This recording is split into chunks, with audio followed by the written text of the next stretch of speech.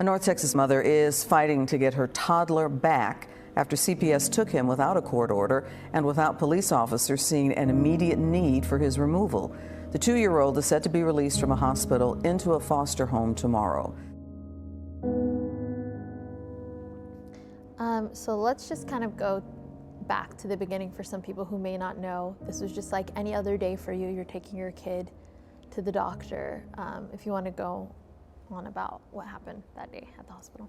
Okay, so back in fall of 2023, my son developed a rash, and I noticed his foot was swelling in December, so I took him to his primary care provider, and she advised me to go to Children's Dallas to obtain blood work just to make sure that, his foot swelling wasn't sepsis or systemic.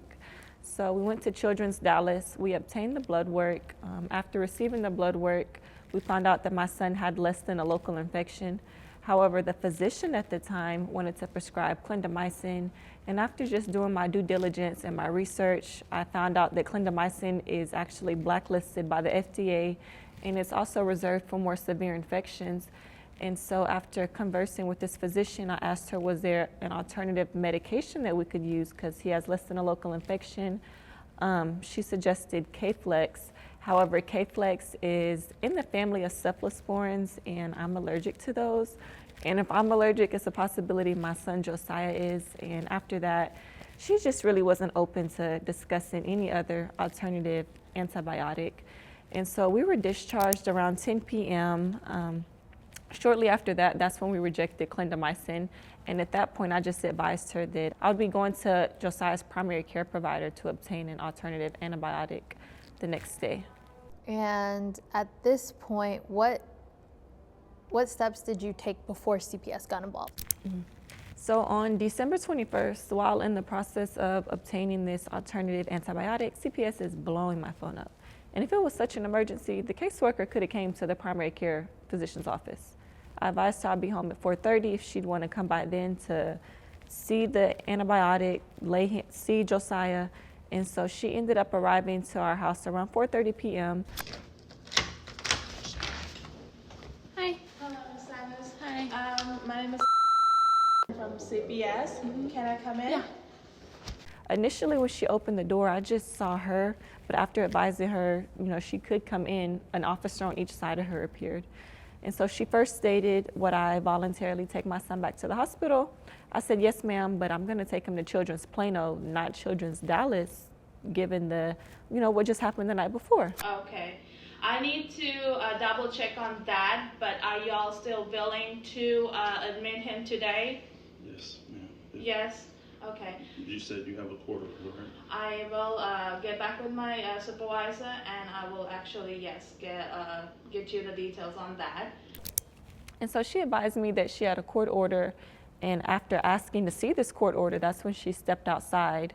At the time, I wasn't sure what that conversation was outside, but after obtaining certified copies of the police report, I now know that the police officer was speaking with her supervisor on the phone, and he asked her, should y'all include exculpatory evidence within this affidavit that y'all will be submitting to the court? And the supervisor said no.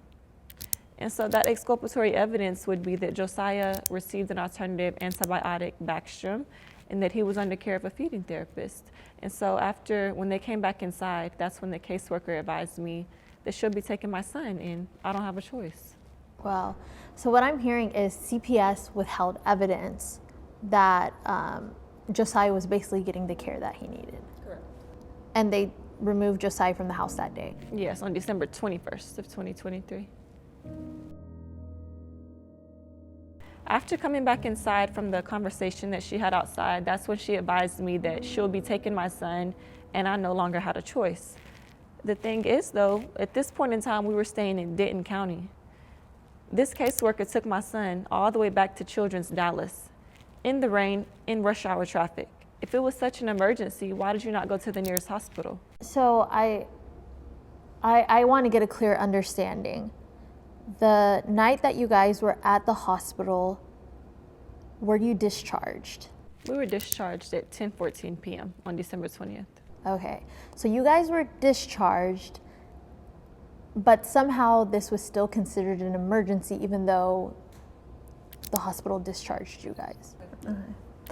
So now Josiah is taken out of your home. I know this was completely unexpected. Most of us would say, how did it escalate to this? And I just want you to talk about, after he's been removed from the home, what did that look like for you? I know there were some hearings that took place. So after CPS removed my son on December 21st of 2023, I was supposed to have a full 14-day adversary hearing, and that was supposed to be at the beginning of January. However, they claimed they didn't have my address to serve me, but this is the same address that y'all removed my son from. They ended up rescheduling it again to January.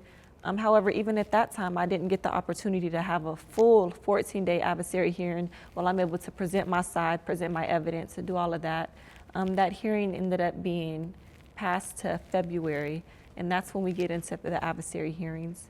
Going back to the beginning of 2024, when we were having our adversary hearings, the caseworker that removed my son, she testified in court that she did no investigation, that she did leave out material information within that affidavit, and that she initially lied about having a court order when she first removed my son. And we also had our nurse practitioner testify, the head physician of Shine Pediatrics testify as well on our behalf. And we also had one of the police officers that were present the day that she removed my son. He testified in open court. And to add on to that, the police chief came out on the news and gave his own personal statement. Chief Jerry Gardner told me by phone what his officers observed. The officers did not observe anything that would indicate that child was in imminent danger. They observed the child would eat, the child would drink.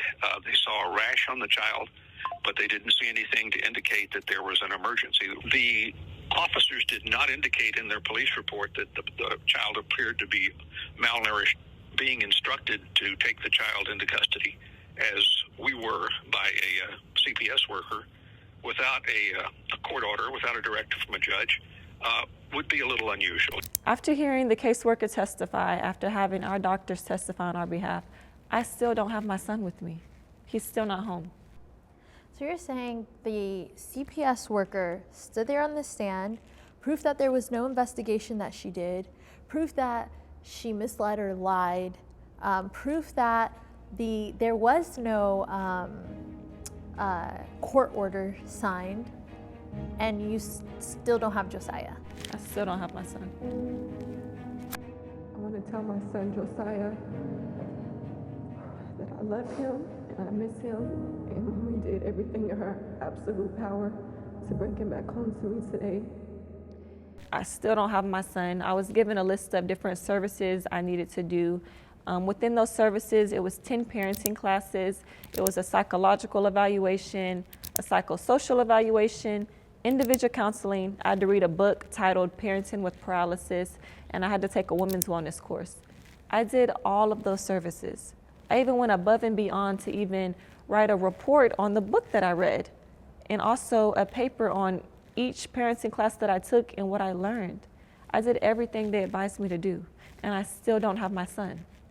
Even after completing all of the services that they asked me to do, and even going above and beyond writing papers, writing reports on what I learned and what they talked about within these parenting classes, there's still no efforts on CPS end to reunify. We're having all of these different hearings, and still while trying to obtain counsel and keep counsel, and there's no efforts to reunify. And so now at this point, we're moving closer to trial. A heated legal battle over a 2-year-old toddler unfolded in a Denton County courtroom today. The state's Child Protective Services and the boy's mother are going head-to-head over his medical care. So can you tell us a little bit about your experience with trial? Towards the end of 2024, there was a pre-trial on November 22nd. However, the judge does not show up, there's no hearing held, and when asked, I informed the court administrator I was not ready. However, the pre-trial was never rescheduled. Now we're moving into trial, and on December 9th of 2024, my attorney of record asked for a continuance. Like I said, I'm keeping faith in God and my team as well, that justice will be served and the truth will be brought to the light. The judge denies the continuance. At this point, my attorney is forced to withdraw, not being able to adequately prepare and be able to ethically represent me, and so I'm forced to represent myself throughout this entire trial. Being a parent, that's one of your most sacred rights, and I don't have the opportunity to be able to have counsel to represent me and have a fair trial. I was forced to represent myself Monday through Friday. And so throughout that trial, I was trying to admit evidence such as a certified police report that was admitted previously. I'm trying to admit copies of the transcripts from previous hearings. I'm asking the court to take judicial notice, and I was unable to admit certain evidence that would help my case. How can I have a fair trial and I'm not able to produce certain evidence that would help me? It was unfair. Not only that, I don't have any key witnesses to testify on my behalf. I don't have my doctors, I don't have the police here, I don't have any other key witnesses that could help my case. I don't have that present. That's not a fair trial. Not only was I not able to admit certain evidence into court during trial, CPS didn't even have the doctor from the night of December 20th. She never testified. So not only did she avoid the subpoena at the beginning of 2024, she never testified at trial. And the caseworker that removed my son on December 21st, she never testified at trial. And to make matters worse, CPS filed a fraudulent affidavit during trial that nobody testified to. And if this trial is about determining whether or not a parent has the ability to parent her kid, should she keep her kid in the home or should this parent's rights be terminated, that parent has the right to face her accuser. At no point throughout this past year have I ever got the opportunity to have a face-to-face conversation with this doctor or to see this doctor up on that stand to be able to testify what happened that night. Anything we're talking about is secondhand information. The doctor never testified. So after the trial, where did that go? Where were we left at? So at the conclusion of trial, my parental rights were unjustly terminated, and we're now in the process of appealing that decision and taking any other necessary steps to protect my rights as well as my son's rights and to bring him home to me where he belongs.